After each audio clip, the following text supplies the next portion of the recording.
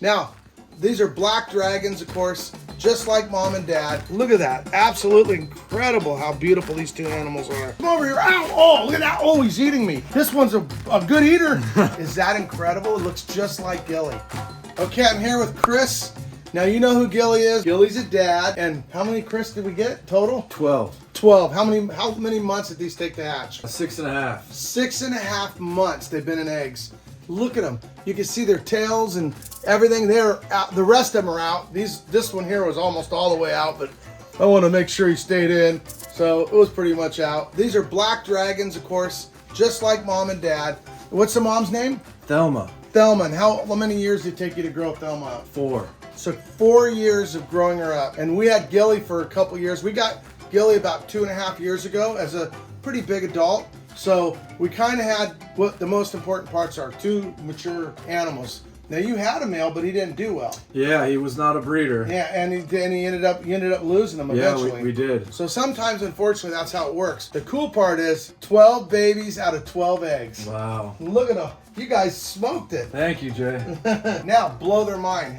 How many days did it take to hatch the eggs? 199 days for them to pit. 199 days. That's enough to where that's a long time from start. 6.6 months. And then how many days until they're almost out? It was about day 200, day 201, and they all came out within about a 40-hour period. So we got a couple left here. So we're gonna let him come out right now, just like promised in the video earlier. Come on, buddy. Look how beautiful it is. Now I gotta be a little bit ready to grab him because he's gonna be really quick. So you wouldn't take these out, but like I said, I already looked. It was 100% ready, and look at that. Is that incredible? It looks just like Gilly. Oh, mini Gilly. Maybe it's a boy. What was the girl's name again? Thelma. Thelma. So it's either a Thelma or a mini Gilly.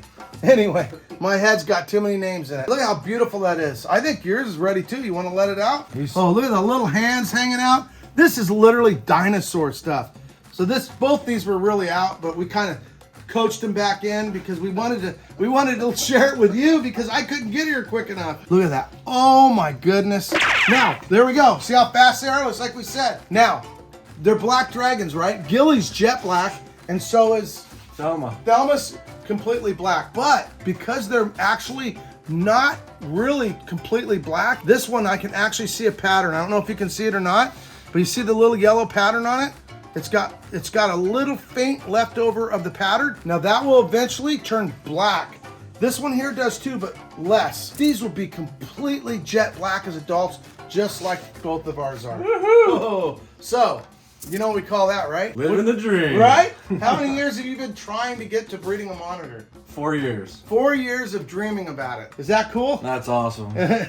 Hard work. Dad, and you've been working hard on this, huh? Yeah, Blue Tree Pets. Blue Tree Pets. And this is just like a dream you have to breed some monitors mostly, or just monitors? Just monitors. Yep. Okay. We just got into monitors. And you're working on black trees, albino water monitors, blue trees, green trees. Yeah, I wonder how you got your name Blue Tree. Yeah, right. You want to get a blue tree and we'll show them? Yeah. We're going to get them all out for you, and we're going to show you some other cool animals. Okay, so we went and got them.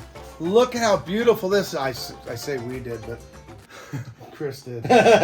So this guy here is a blue tree monitor, and these live literally in the trees. Is there a locality for the blues? Batanta Island. Batana Island, Indonesia, right? Yes, sir. And they literally come in green, blue, yellow, black, and Another green. And another type of green, a lime green, right? Yep. The blue is probably one of my favorites, but I don't know, the yellow ones are pretty awesome too. Oh man, I love the yellow. What's your favorite one? The blues and yellows. Okay, I was gonna cover his ears just in case.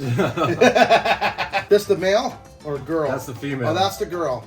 So anyway, in no time at all, hopefully, the dream will come true on this one too. That's right. Okay, you wanna put it away? Yes, sir. I don't always see different ones. I've never seen this spectacular locality.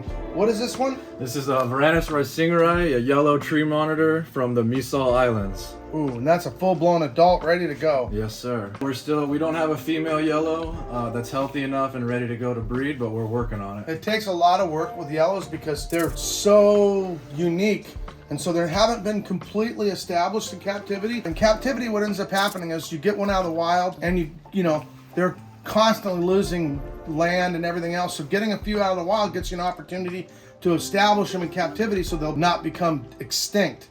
And so this particular locality is kind of a newer one, and so it's going to need to be worked on. And then after a few, like these captive-born babies came from captive-born babies, the black dragons. So they get easier and easier to breed, and they're harder and harder when you get closer to the wild. So the idea is not really to breed them out of the wild, but the idea is to get the establishing stock so that you can basically get its genes saved from being completely wiped out by either land removal or people or whatever, all the things that can go wrong. So good job. Thank you. He's looking really good. Yep, he's my big boy. Man, Apollo. You want to grab one green tree real quick? Yep. Okay, one more cool animal coming. Come on, you're getting stuck in the video. There you go. So that's a captive born one, I'll bet money. Yep. So, as I talked about being captive born, so the difference I can just see because the genetics are incredible. Is he? Yeah, he's cool. Okay, let's see here. We'll get them uncovered for you to show you how beautiful. Look at the color on the head. Look at that. Absolutely incredible how beautiful these two animals are. And this is basically named your business, right? Yep. There you go. They're pets, and this is a blue tree monitor. Absolutely gorgeous. Ooh. Now you can see it has some green in it, a greenish tint to it, but they can actually vary and warm up and get a darker blue. You can see they have a prehensile tail. That tail's for hanging in the trees, and they literally have fangs. When they jump out and grab birds and stuff out of the air, the bird don't get away. And they hang on with that tail. So they get rodents, birds, big insects, all kinds of different prey. See that tail? It's literally prehensile. So a lizard's tail breaks off, right, and grows back. This will never grow back. This is not a lizard like you would know it. It's actually a monitor. Getting even better proof than that. Look at how cool that is. Just like a monkey. It grabs a hold of trees. They're really quick at running because they run through the trees and use that long tail in order to cross places. It freaked him out a little bit. Cross different trees in order, so every time I do that, he freaks out a little bit. That gives him more of a length so that he can secure himself from one branch to the next, but he won't do it like a monkey. Pretty amazing animals. Man, you got some gorgeous stuff. Thank you. So we're not just gonna run out. We're gonna put all those babies in there, let you check them out. Wow, look at all these babies. Wow, this is incredible. Look at that. They're so beautiful. I have to check my pockets when I leave, even though something's in mine. So we got 11, 3, 4, 5, 6, 7, 8, 9, 10, 11, right? And we got number 12 right here. This guy's completely ready to come out. Got his tail out. He's got everything. He's, he just jumped out of the egg because he was ready. Look at that. Is that beautiful? Chris, come over here. Ow, oh, look at that. Oh, he's eating me. This one's a good eater. So this just hatched, but look at this. 12 more.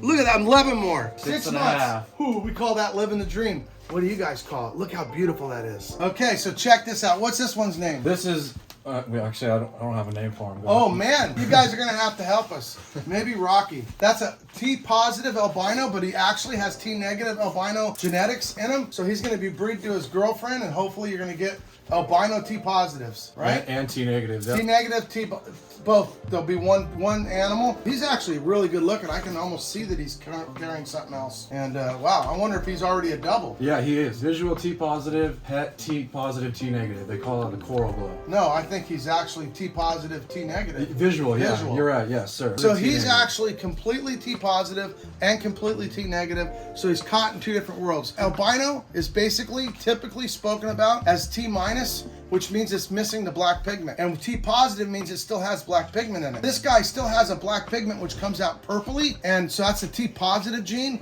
And so this one's literally caught between the two. So his belly looks like T negative and his back looks T positive. Absolutely gorgeous, amazing animal. I can't wait to see those babies. He's getting paired up with the female today. today. She's ready. Now you've had a test drive. Yeah, we just went over some of the things we're gonna change, so hopefully you learned something today. That's right. And all about timing, pretty cool.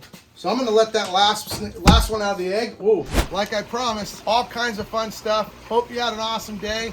Keep living your dream. We're gonna keep living our dream, That's right? Regardless. You guys do anything you want, but we're gonna keep doing something that we love, and I hope you're finding what you can do that you love. You know what? One thing I've never understand, if you have enough time, why not use it to go do something you love? Don't pay attention to anybody else. If somebody else doesn't like what you love, who cares? That's because they haven't found something they love yet. That's right. Anyway, take care. Keep living your dream.